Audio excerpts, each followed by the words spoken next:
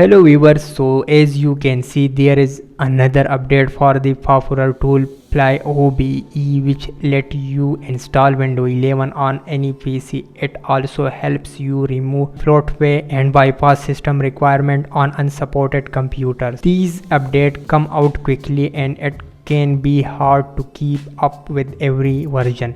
But now version 1.41 has arrived. Let's take a quick look at what's new in this latest release.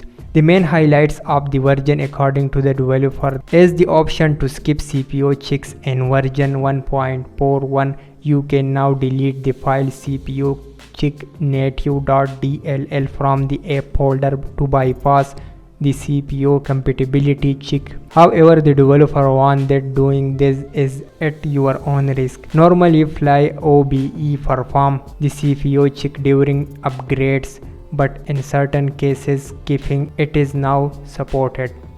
Another major change is that the update checker has been completely redesigned and moved to GitHub page. This new setup will make it easier for the developer to provide guide and documentation in the future. The update also picks up a few bugs such as the installer page not showing the progress bar correctly during installation, the deployed page not displaying progress properly while uninstalling apps. In addition, several input dialog windows have been redesigned and improved.